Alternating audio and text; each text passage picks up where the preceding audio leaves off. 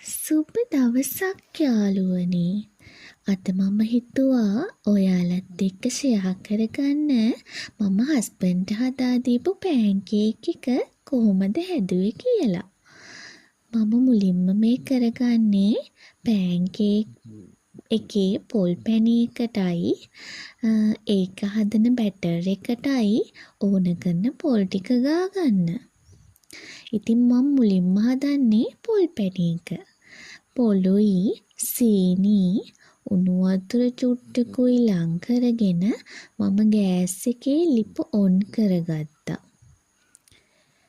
ඊට පස්සේ පැණි එක හදන වළඳ ලිපෙන් තියලා ඒක රත් වේගෙන එනකොට ඒකට සීනි ටිකක් දාගන්න ඕන. ඊට පස්සේ ඒක මද ගින්නේ දිය වෙන්න දෙන්න ඕන. ගිනි වැඩි කරගන්න එපා. කර වුණොත් කන්න බෑ. මේක ඉක්මනට කර වෙන්න බලනවා. ඊට පස්සේ ඒක හොඳට දිය වුණාම අපි උණු වතුර ටිකක් දාගන්න ඕන. උණු වතුර ටික දාලා ඔහොම හොඳට කලවම් කරන්න. ඊට පස්සේ අපි අර ගාගත්ත පොල් ටික දාලා ටික ටික දාන ගමන් කලවම් කරගන්න. හොඳට මේක කලවම් කරන්න ඕන. සාමාන්‍යයෙන් තද දුඹුරු පාටට එනකම්ම මේක කලවම් කරගන්න ඕන.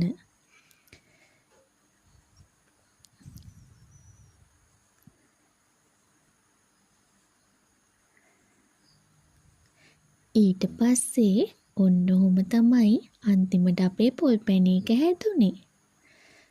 බලන්නකෝ හරිම ලස්සන පාටක් නේද තියෙන්නේ?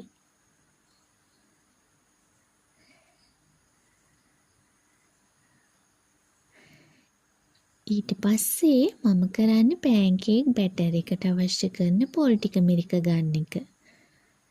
පොල් ටිකත් මිරිකගෙන අපි භාජනයකට පාන් පිටි ටිකක් දාලා කහ කුඩු ටිකකුත් දාගන්නවා.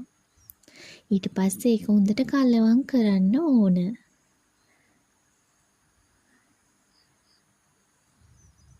මුලින්ම කියනවා මේ මම හදන විදිය. ඔයාලා එක එක විදියට මේවා හදනවා ඇති. ඊට පස්සේ අපි ඒකට බිත්තරයක් දාගන්න ඕන. ඒක පාන් පිටි මිශ්‍රණෙත් එක්ක හොඳට කලවම් කරන්න ඕන.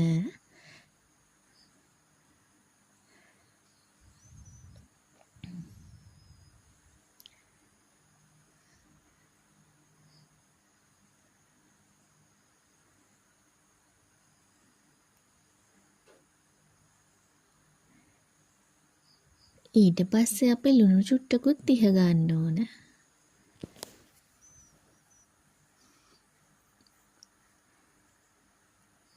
ඊට පස්සේ අපි අර මිරික ගත්ත පොල් කිරි ටික දාලා බැටර් එක උකු පදමට එනකන් මෙන්න මේ වගේ හොඳට කලවම් කරන්න ඕන.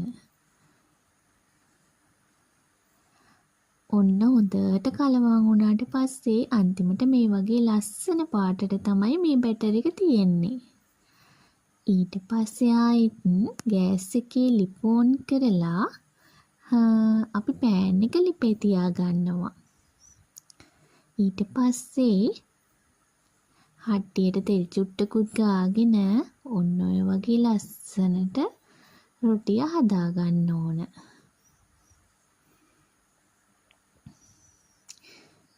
ඉතින් යාළුවනේ මගේ වීඩියෝ එක ලස්සනයි නම් සබ්ස්ක්‍රයිබ් කරගෙන යන්න. ඔන්න ඉතින් රොටිය හදාගත්තට පස්සේ අපි පොල් පැණි ටික ලස්සනට ඒක උඩින් තියලා නවා ගන්න ඕන.